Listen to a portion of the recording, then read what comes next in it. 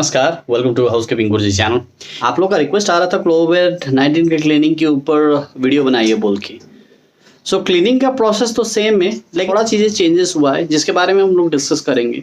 हम लोग एसओपी तो फॉलो करते थे क्लीनिंग को लेके, लेकिन जो प्रोसेस है वो प्रोसेस फॉलो नहीं करते। पहले जो क्लीनिंग का जो प्रोसेस है हम कहीं से भी स्टार्ट कर लेते थे, लेकिन आज के दिन में जो प्रोसेस है क्लीनिंग जब हम लोग करेंगे तो हमें पहले साफ जो एरिया है उसको कवर करना है। उसके बाद हम लोग डर्टी एरियाज में जाएंगे। डर्टी एरियाज मतलब frequent movement areas. Frequent movement areas मतलब जहां पे गेस्ट का ज्यादा मूवमेंट है और हाई टच सरफेसेस एरिया, जैसा लिफ्ट का बटन हो गया आपका, इवन आपका डोर हैंडल्स हो गया, इवन टेलीफोन्स हो गया, और पब्लिक एरियाज में टेलीफोन्स हो गया। अगर आईटी सेक्टर के ऑफिसेस वगैरह उसमें जो टेलीफोन्स है वो सब एरियाज का हम लोग बाद में क्लीनिंग करेंगे। पहला हम लोग सबसे साफ एरिया है उस एरिया को हम लोग कवर करेंगे। ये है पहला प्रोसेस।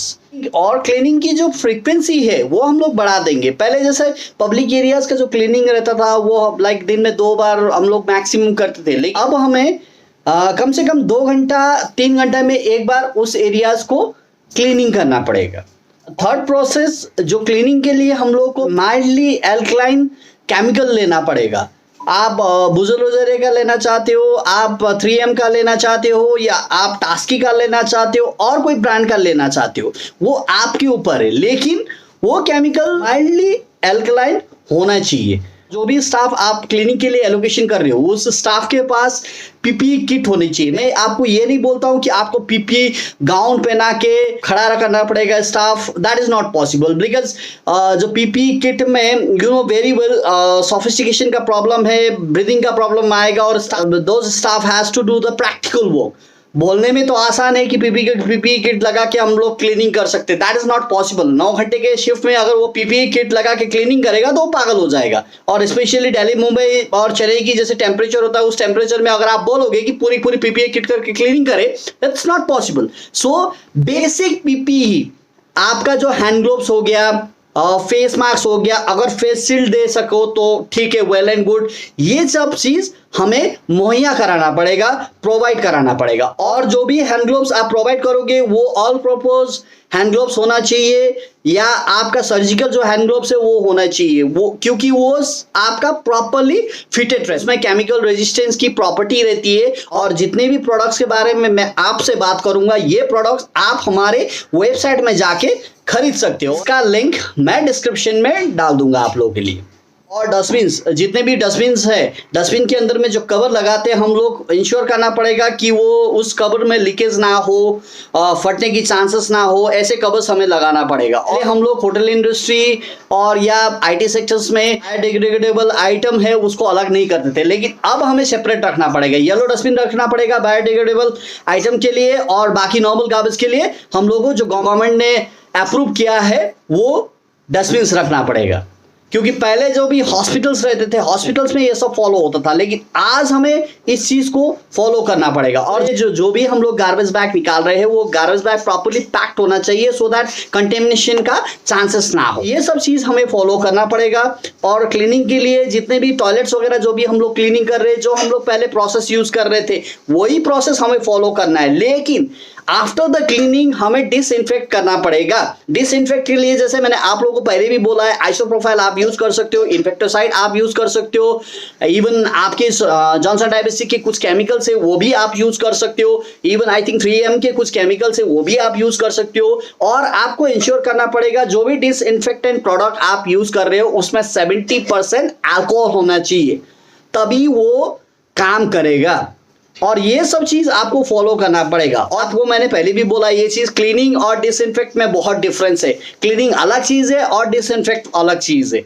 इवन आप डिसइंफेक्टेंट के लिए जो भी स्प्रे कैंस वगैरह वो यूज कर सकते हो, UV50 यूज कर सकते हो। अगर आपको लगता है UV50 आप परचेस नहीं कर पा रहे हो, आप प्रॉपर नहीं कर पा रहे हो, इवन पेस्ट कंट्रोल की स्प्रेइंग जो मशीन है उसमें भी आप डिसइंफेक्टेंट डाल के यूज कर सकते हो। और जितने भी इक्विपमेंट हम लोग यूज कर रहे हैं क्लीनिंग के लिए, होल डे में जितने भी इक्विपमेंट हम लोग यूज कर रहे हैं, डस्टर्स यूज कर रहे हैं, या कोई भी मॉप यूज कर रहे हैं, या आप वाइपर यूज कर रहे हैं, सबको जब आपका शिफ्ट खत्म हो जाएगा और आपका क्लीनिंग का प्रोसेस खत्म हो जाएगा, इन सब को आपको सैनिटाइज करना पड़ेगा। इसका बिल्कुल आसान तरीका है, गर्म पानी लीजिए, उसमें डिसइंफेक्टेंट डालिए और पूरी जो जितने भी मॉप स्टूल है उसको वाइप आउट कीजिए या वॉश आउट कीजिए। ये नहीं करेंगे तो प्रॉब्लम होगा, इसको आपको फॉलो करना पड़ेगा। पहले क्या करते थे, क्लीनिंग प्रोसेस खत्म हो गया, उसके बाद मॉप को वाइप आउट किया, रख दिया, ऐसा नहीं चलेगा। अब हमें 110% जितने भी हमारे जो इक्विपमेंट्स है, जितने भी इक्विपमेंट्स है, मॉप्स है, नायलॉन स्क्रबर हो गया, हैंड वाइपर हो गया, स्क्वीजी हो गया, इसको सैनिटाइज करना पड़ेगा और डिसइंफेक्ट करना पड़ेगा। और जो हैंड ग्लोव्स आप लोग यूज कर रहे हो या फेस मास्क जो भी यूज कर रहे हो, अगर वो डिस्पोजेबल है तो वो डायरेक्ट डिस्पोज होगा, लेकिन अगर वो रीयूजेबल है तो उनको भी आपको सैनिटाइज करना पड़ेगा और डिसइंफेक्ट करना पड़ेगा, सो दैट आप नेक्स्ट टाइम यूज कर सके। Even same with the microfibre dusters, even same with the floor dusters, क्योंकि बार बार तो हम लोग माइक्रोफाइबर डस्टर को उठा के एक बार क्लीनिंग किया फेंक दिया, ऐसा तो नहीं हो सकता, उसको यूज तो करना पड़ेगा। तो इसका सबसे आसान तरीका है कि आप सैनिटाइज कीजिए और उसको डिसइंफेक्ट कीजिए। ये प्रोसेस आप फॉलो कीजिए। एक जरूरी सलाह, बहुत जन क्लोरीन ब्लीच यूज करता है डिसइंफेक्ट के लिए। को एक चीज याद करना पड़ेगा, जब भी आप क्लोरीन ब्लीच यूज कर रहे हैं डिसइंफेक्ट के लिए, आपको प्रॉपरली इक्विप्ड होना पड़ेगा। Proper in the sense, most of the European countries, most of US and all, जहां पे भी they are handling this chlorine bleach, they are use respiratory device use कर रहे हैं। लेकिन इंडिया के अंदर में वो पॉसिबल नहीं है, तो आप फेस शील्ड यूज कर सकते हो। और मैं ये तो सलाह दूंगा कि क्लोरीन ब्लीच को कम से कम यूज कीजिए, या तो यूज ही मत कीजिए, क्योंकि उसमें बहुत पोटेंशियल हजार्ड्स है जो कि हेल्थ के लिए बहुत बेकार है। तो आप लोगों को मैं यही सलाह दूंगा कि क्लोरीन ब्लीच को बिल्कुल यूज ही मत कीजिए। उसके जगह पे जो भी डिसइंफेक्टेंट के लिए जो भी मार्केट में केमिकल है वो यूज कीजिए।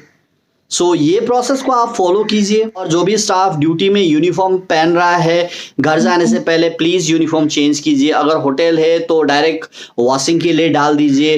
अगर प्राइवेट कंपनीज है जो कि फैसिलिटी कंपनी रन कर रहा है, तो स्टाफ को बोलिए कि वो यूनिफॉर्म ड्यूटी खत्म होते ही पैक करे, पॉलिथीन बैग में पैक करे और घर में लाके वॉश ऑफ करे, बेटर वही रहेगा। तो ये प्रोसेस फॉलो कीजिए। अगर आप लोगों को कुछ भी प्रॉब्लम आता है, कुछ भी इश्यूज आता है क्लीनिंग को लेके, you can always contact me. और ये छोटा सा वीडियो था कोविड-19 का क्लीनिंग को लेके। आप लोगों को अगर कुछ भी क्वेरीज है तो आपने जो टेलीग्राम ग्रुप है उस पर आप लोग क्वेश्चन रेज कर सकते हो। और आप लोगों को कुछ भी क्लीनिंग का प्रोडक्ट चाहिए, इक्विपमेंट चाहिए, टूल चाहिए, तो डिस्क्रिप्शन में मैंने लिंक डाल दिया है वेबसाइट का, वहां जाके आप परचेस कर सकते हो। सो होप आप लोगों को वीडियो पसंद आया होगा। सो लाइक कीजिए, सब्सक्राइब कीजिए और शेयर कीजिए। Thank you.